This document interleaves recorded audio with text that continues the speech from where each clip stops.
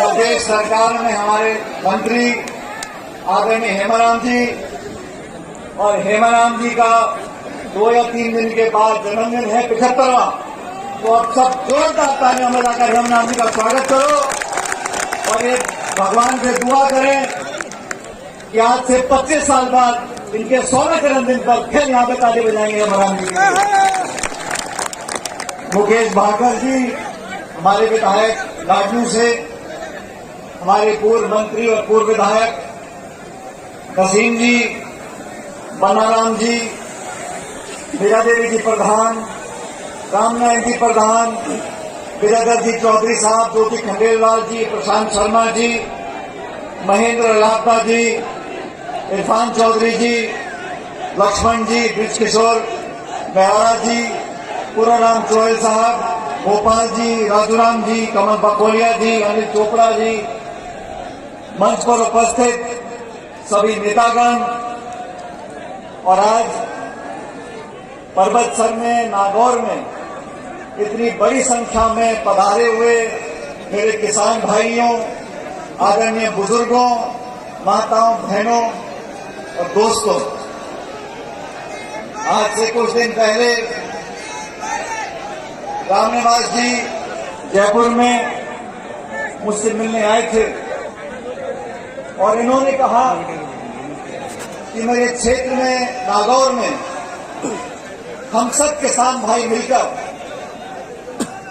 एक संदेश देना चाहते हैं, एक संकल्प देना चाहते हैं और एक किसान सम्मेलन का आयोजन करना चाहते हैं। मुझे खुशी है कि आप लोगों ने जिस आशीर्वाद से, जिस प्यार से, जिस लाड से इस रामनिवास मेरे छोटे भाई को आपने विधायक बनाया। ये रामनिवास जी जब जयपुर में यूनिवर्सिटी में पढ़ते थे, सुनो शांति से इस बात को सुनो, रामनिवास जी जयपुर में पढ़ते थे यूनिवर्सिटी में, तो ये मेरे पास उस समय मैं प्रदेश का अध्यक्ष था और यूनिवर्सिटी में इन्होंने NSCY से अध्यक्ष पद का टिकट मुझसे मांगा था और मेरा मन था कि इनको यूनिवर्सिटी में अध्यक्ष पद का मैं टिकट दूं NSCY का, लेकिन परिस्थिति ऐसी बनी कि इनको यूनिवर्सिटी का टिकट नहीं दे पाया।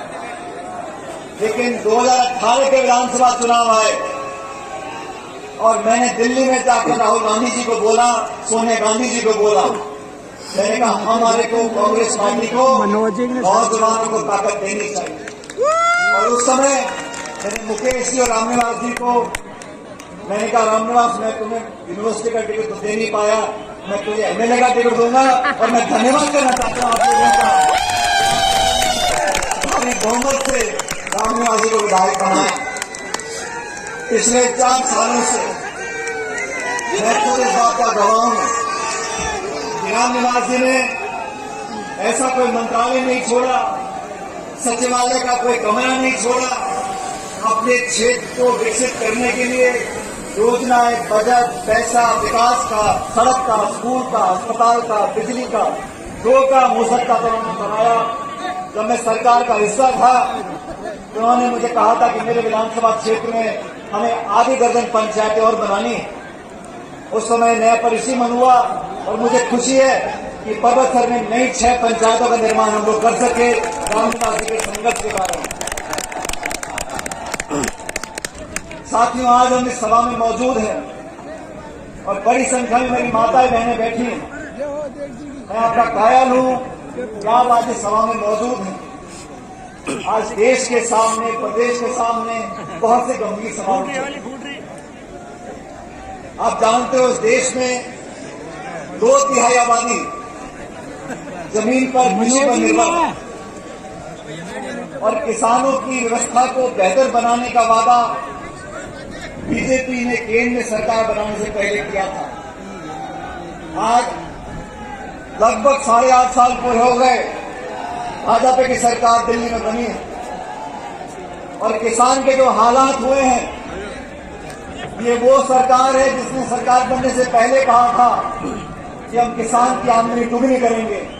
मैं पूछना चाहता हूं नरेंद्र मोदी जी से मैं पूछना चाहता हूं दिल्ली की सरकार से, आपने किस किसान की आमदनी दुगनी करी है? आज किसान परेशान है। आज खाद, बिजली, पानी सारी कीमतें बढ़ गई, महंगाई आसमान छू रही है। आपने किसान की मदद करने की जगह उस पर प्रहार किया और दिल्ली में 3 ऐसे कानून बनाने की कोशिश करी जिससे किसान की कमर टूट जाती। वो तो धन्य देश का किसान जिन्होंने महीनों तक, साल भर तक धरना दिया दिल्ली की राजधानी में बैठकर और केंद्र की सरकार को मजबूर किया। वो तीनों काले कृषि कानून उनको वापस लेने पड़े और देश से माफी मांगनी पड़ी।